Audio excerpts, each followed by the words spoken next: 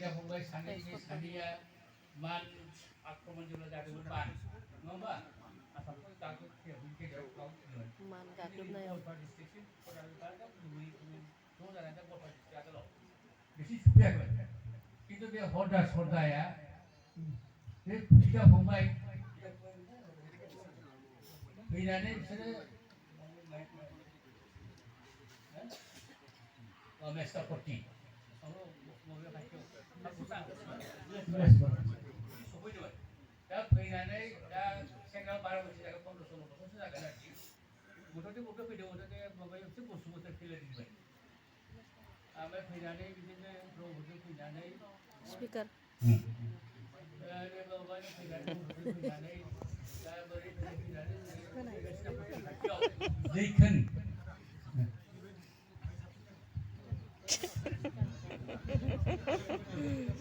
आखाया फाव जाबाय थायो नालाय खोनाला खिथिया बेलेगाव गैजोबा दालां दङ बे बिलासिबा खाथियाव आरो जैखोन नार्जारी देवदों बेखौ ट्रेन्सलेट खालामनांगौ सासे दंमोन माहाजोन जैखोन माहाजोन दा माने बिसोर बे सानै बिदा फंबाय 15-16 बोसोर बे माननि माबायाव दिल्ली गवालपारा समाना आपार आसामाव शिबसागर ब्रह्म खालामनानै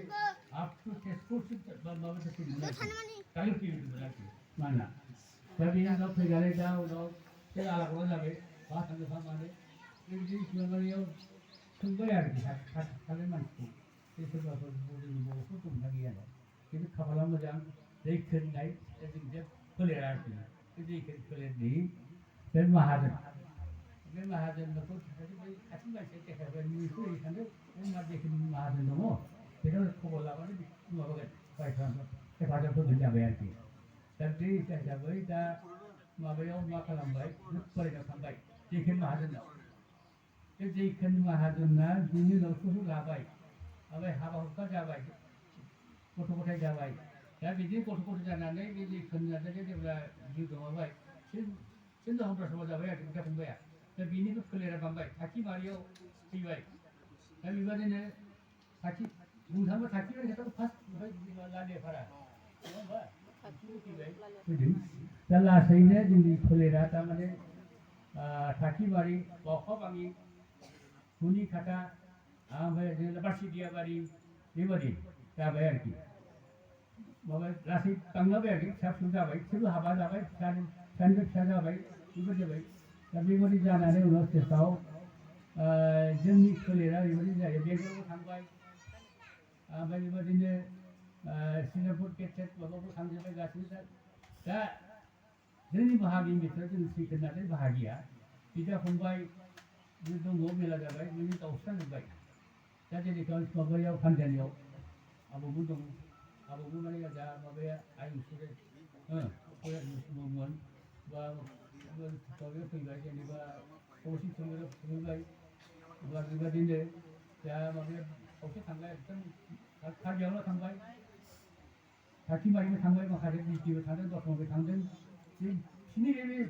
माबा हावदा सदाय माबा न'खरनि मानसियानो आरो बिदि बिदा बंस' फोलेरा बांबाय नालाय बिदिनो थाङै थाङै गावस्रालांबाय आं खोनानै मिथिनायाव आरोखि माबानिफ्राय थाखिमारि थानाय मानसिया एसे सहैनो फ्राय सहैनांगौ थाबायलांनाय खोथाथ' बेबायदिनि उनाव सहैबाय आरोखि दा बिदिनो माबा थानाय गणेशफोरखौ सहैबाय लाखि थिगार सहैबाय गणेशफोर बा बेबायदिनो मानिकपुर बेफोरनि जायगायाव जोंनि बंस' फोलेरा दा दङ 2005आव आंबो थांफादोंमोन आबौ माबाजों मा होनो दा डाक्टार माबाजों डाक्टार आबौ नार्जारी बिथाङा बेयाव आलासिबो न'खरनि दङ दा बेबादिनो थांबाय दा बेबादिनो उनाव गहराव दङ दा बिथां फैदों गहरनिफ्राय रौता सारिआलियाव फैदों रौता सारिआलि आइसान दङ माबा हाथिगड़ बा बेबादिनो हाथिगड़ दङ आइसान माबायाव ओमफ्राय बिदिनो दङ क'क्राझार गामिबो दङ बेबो माबाबाय आरो गामियाव बिदिनो गावस्रानो थांजोब्बाय आबौ दयाल बिसोर खिन्थु अरिजिनेलि जोंनि थाखिनि खाथिनिसो आबौ दयाल दा बिसोरनि फोलेरा जाबाय दै दा सन्जय माबाया आरो नार्जारिया फिसौ जाबाय आरोखि आंजों आदै जाबाय आबौनि फिसा माबा जाबाय बेबायदि बांलांदों लासैनो बेसो खोथाया आरोखि बे हरदार सरदारखौनो बे बिदा फंबाया मानजाखौ गिनानै थाबोनानै ओरैबायदि सौदाव फैनानै बे Jwikwn Jwikwn bahagian फिसा दङ फोरखौ हानानै बेनिफ्राय बंस' बांलांबाय बेखौ जोंनि खांदों आरो जैखोनाथाय अरथासादाखौ बंस' फरियाल ना गोरा लाखिदोंब्रा बे खारदै बिजाबावनो मदाराम ब्रह्मआ आयंआ मोजां लिरनाय दं आरो मोजां नायबानो थाल मोनो बेसो जादों खोथाया आरोखि दा लासै बेबायदि बांलांजोब्बाय दा कार्बि आंलंआवबो दङ माबायावबो दङ जेनेबा सिमेन्ट सापरि लखिमपुर डिस्ट्रिक्टआव ओमफ्राय बिदिनो उदालगुरि दङ दरंआवबो दङ दस्रायावबो दङ जाय हक बेबादिनो जोंनि फोलेरा बांबाय आरोखि बांदों दा बे समाव कालकटा बे कालकटा सेराव बामोनफोर दङ बे बामोनफ्रा सिखाव आरो सोर बाबा बामोन माने बिसोर फुजा सजा खालामनाय आं मिथिनो मोननायाव आरो जे बिसोरनि फोलेरावबो बामोनफ्रावबो इटालि आमेरिकायाव बिसोर इन्जिनियार दङ दा बिसोरो ओरैबायदि एडभान्स फोरोंनो मोनदों फोरोंदों दा बेनिफ्राय जोंनि जैखोन नार्जारि बंस'नि दा खदा सदा जागायग्राफ्रा दासाफ्रा आरोखि ज' जानानै माबा बांनानै जाबाय दा बे बिसिनि परिबेसखौ मोननानै आरोखि बे परिबेसखौ मोननानै जोंहा गुलिफोरनिफ्राय जाथों खाथियाव जाथों बाक्साबारि जाथों माबायाव जाथों खाथायबारि माबा जाथों जालियाफोर जाथों बा जोंनि जा माबा दङ मावलियागावआव जाथों बेफोर लासैनो जोंहा जोंनि बंस' आरोखि लेखा माबा जाहैबाय दा दा बेबादिनो उनाव माबानानै जोंनि फोलेरा सिखाव एसे एडभान्स जागोन मोजां जायो जोंनि बर'फोर दङ जोंनि बर' हारियाबो दङ जोंनि बिथोराव बसुमतारी दं माबा दङ बा बिदिनो बायदिसिना केटेगरि दङ गांसे बिदिनो खिन्थु जोंनि माबाया जोंनि फोलेरा जैखोनारि फोलेरा बे जैखोन नार्जारि फोलेरनिफ्राय जोंहा बंस'आ बे बामोन कालकटानिफ्राय जोंहा लेखा सोलोंनो मोनदों आरोखि दा बेनिफ्राय जोंनि फोलेरा हारिफ्रा गाव माबालांबाय लासै लासै जेराव सेरखा बेरखा जाहैबाय आरो गामि जेनेबा पानजालि बा नैबे कमिटि थुरिबारि बेबादिनो बा बेबादिनो जोंहा मुखुलदां थाबाय सुथियापारा थांबाय दा बेबायदिनो माबायाव लोगोसालियावबो बिदिनो थांबाय दा नैबे दा आइ थानायानो बुंबा क'क्राझार गामि जाथोंबा मा होनो दा